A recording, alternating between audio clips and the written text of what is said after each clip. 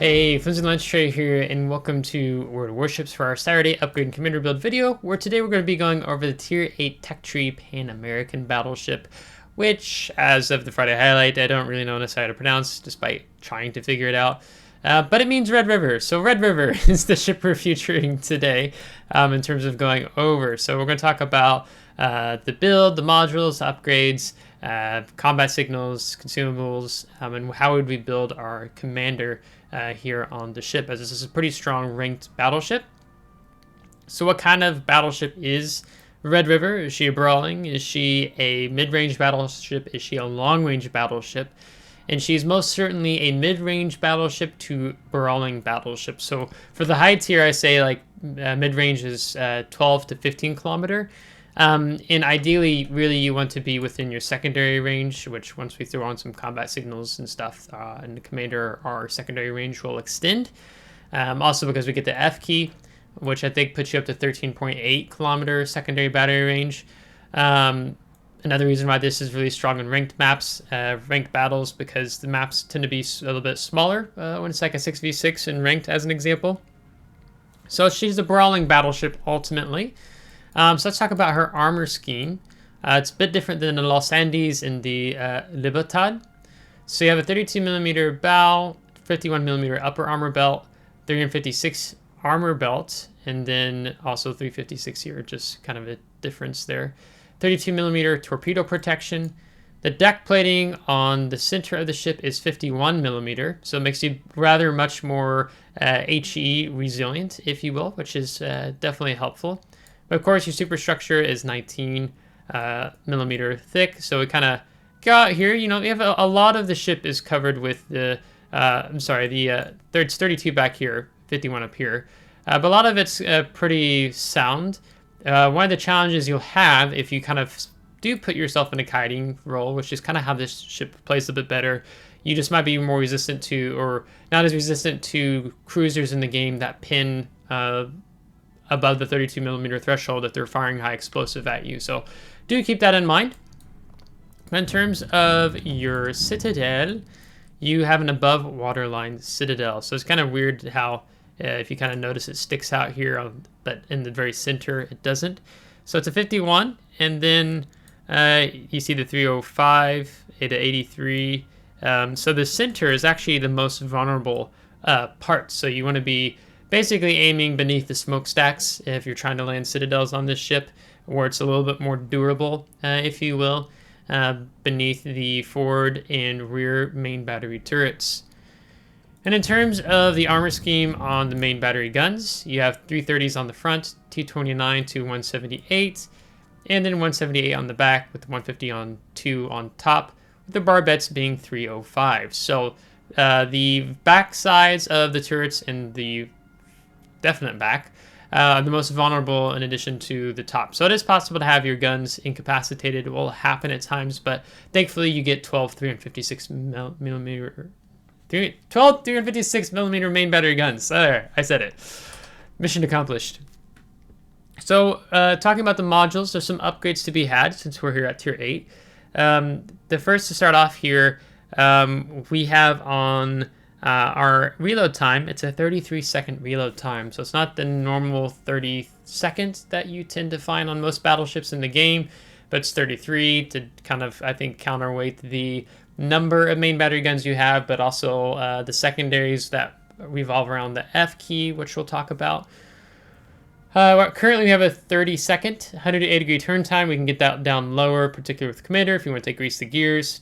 Our maximum HE shell damage is 5,000. Our maximum AP shell damage, that is 9,800. The hull A, you can see, has a lower survivability, a lower AA defense, and a lower maneuverability. So what you see here is 59,700 hit points. The A is not that big of a deal, but the maneuverability buff is actually quite strong with the rudder shift time when you go from hull A to hull B.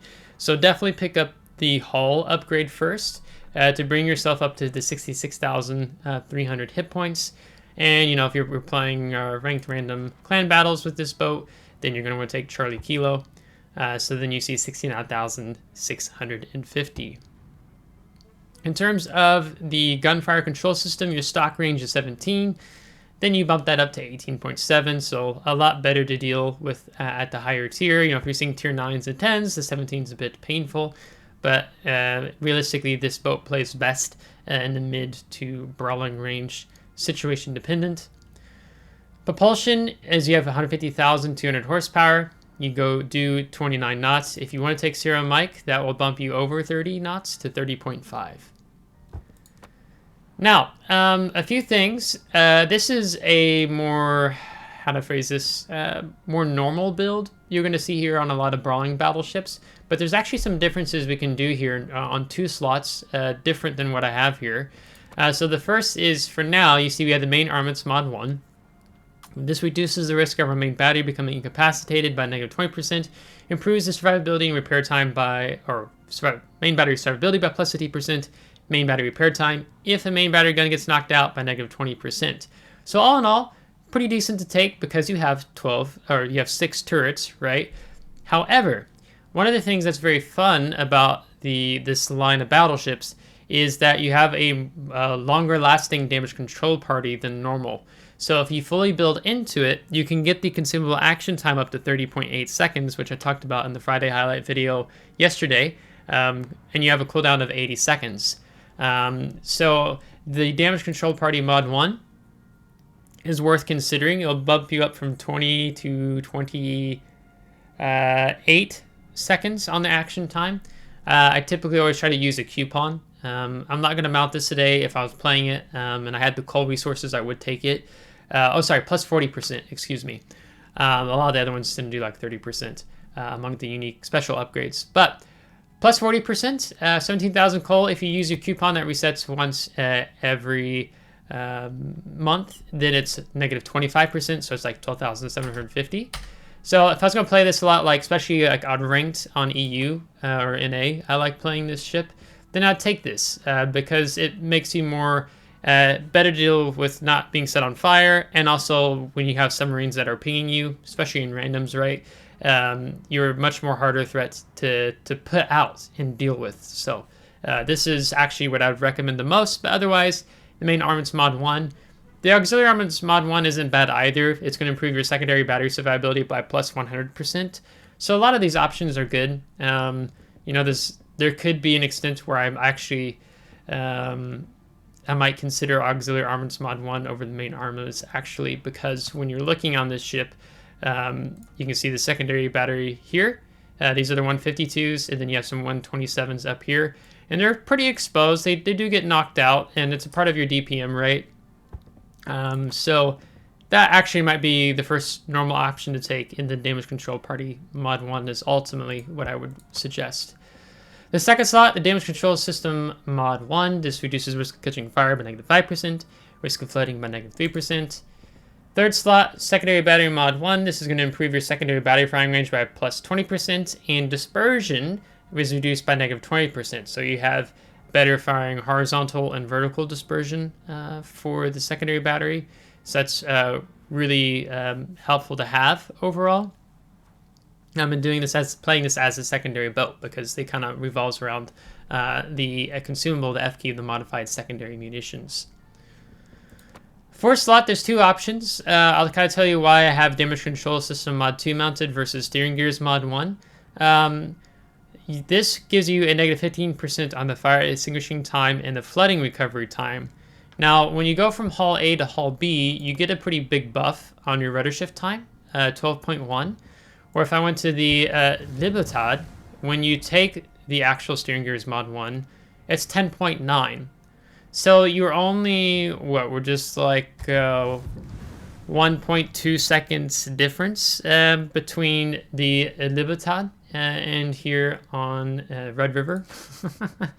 So it's actually pretty good to just stick with the damage control system mod 2. You have the second best rudder shift time at tier 8. I think Vanguard is number 1. But you could easily take steering gears mod 1 and reducing your rudder shift time even further by negative 20%. So that's going to drop you down, under 10 seconds for sure.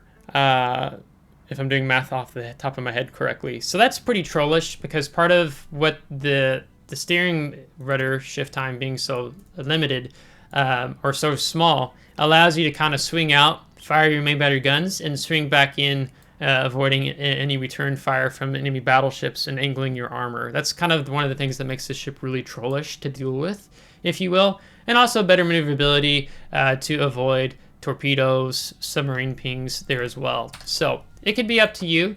I have so far liked taking Damage Control System Mod 2 just to reduce the fires particularly, and increasing my survivability. But on the Tier 9 and Tier 10, the Los Andes and the Libertad, then I definitely take Steering Gears Mod 1. So, up to you.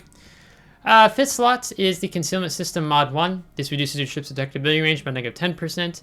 And then detectability range by air, -10%, and then a +5% whenever there are enemy ships shooting at your ship. They have slightly worse dispersion, horizontally and vertically speaking.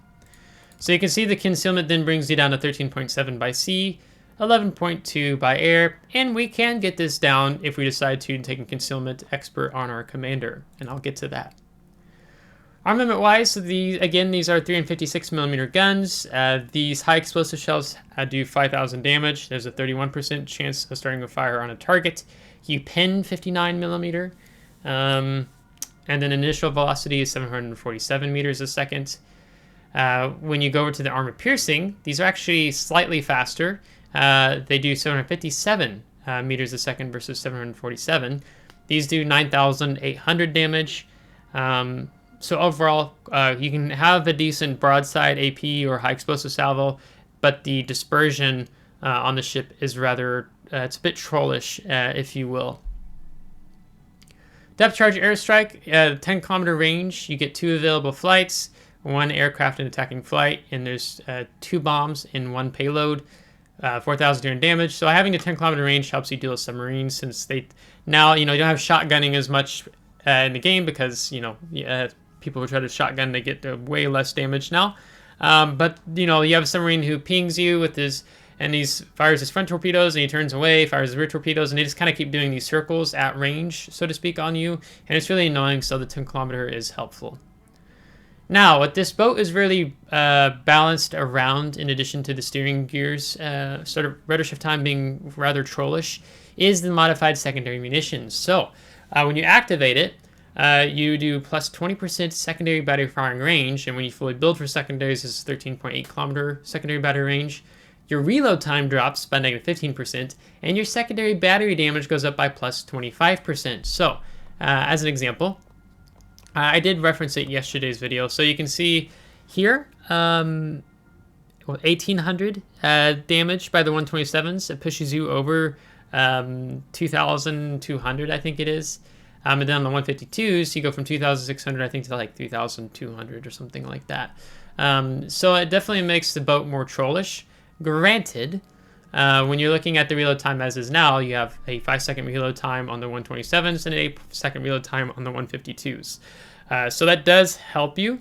So it sounds really great to say that you reduce the reload time, they do more damage, but they don't fire as frequently as maybe something like the Massachusetts, or if you're playing the Schlieffen battleship line, German battleship line.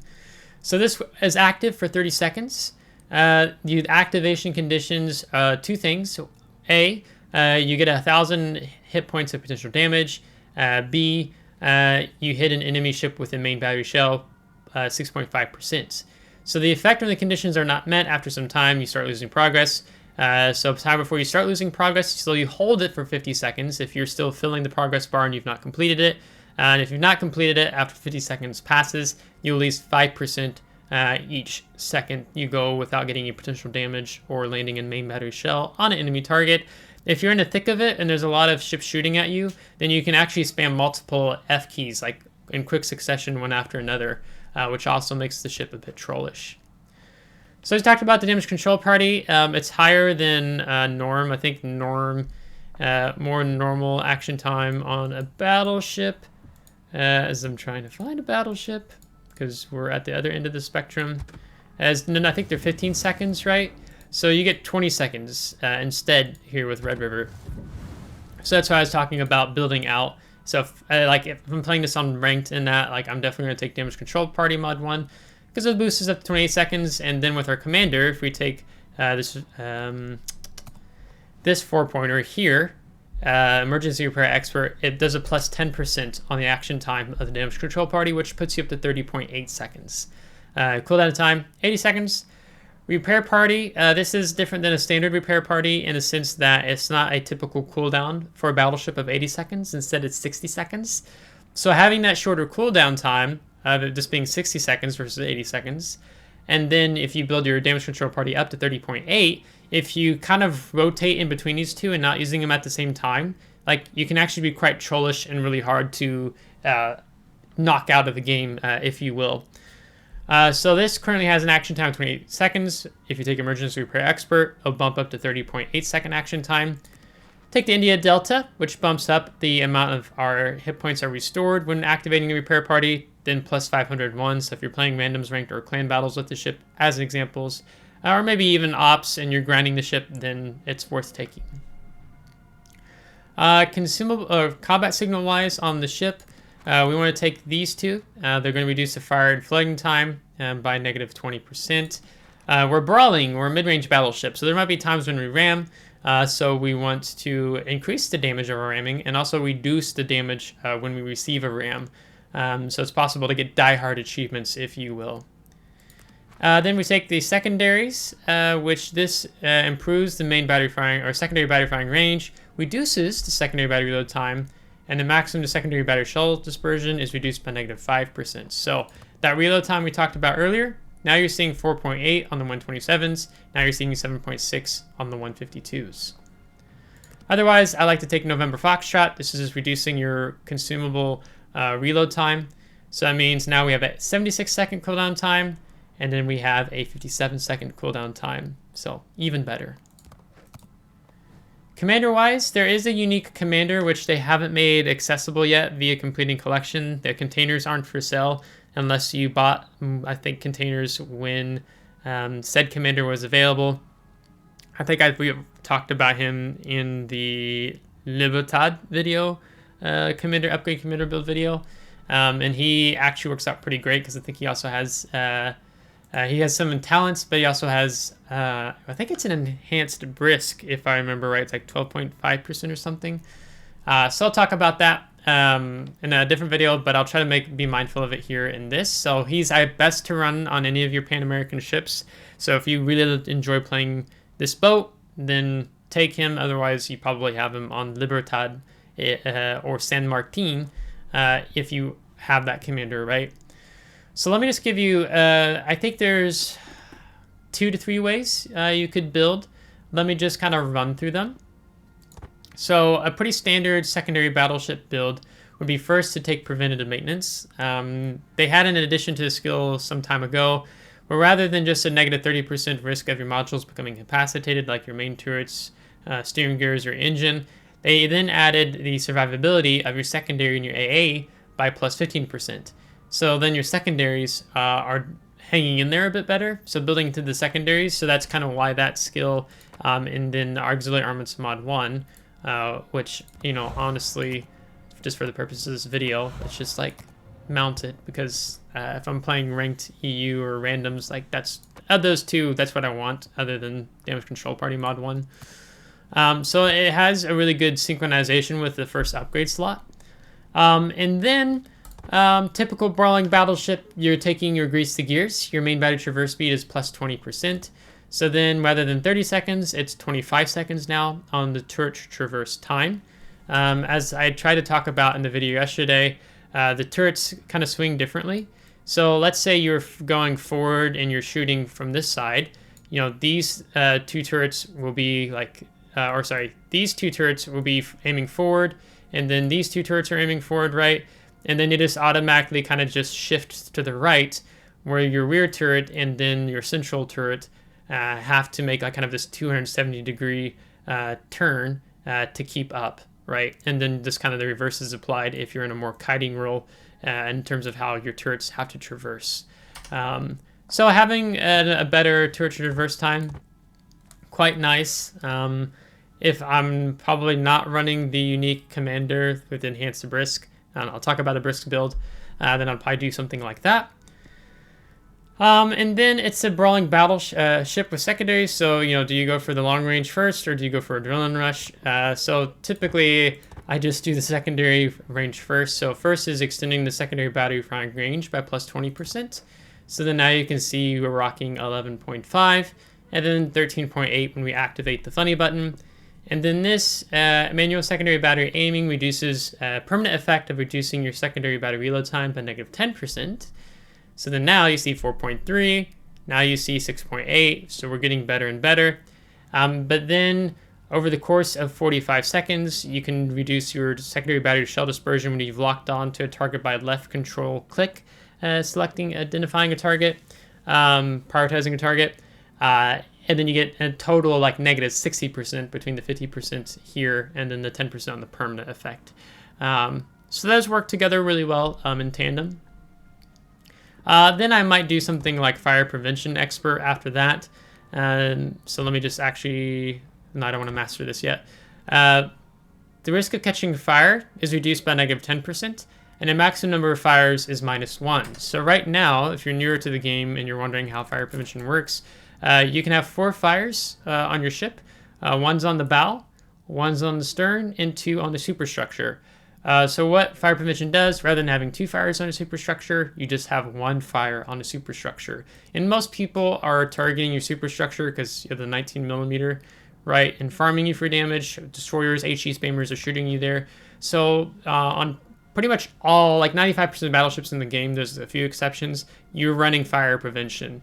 It's just a really good skill to have. Otherwise, you're just kind of giving away free damage, if you will. Then after this, I'd probably go this 14-point build, a 17-point build, do the adrenaline rush.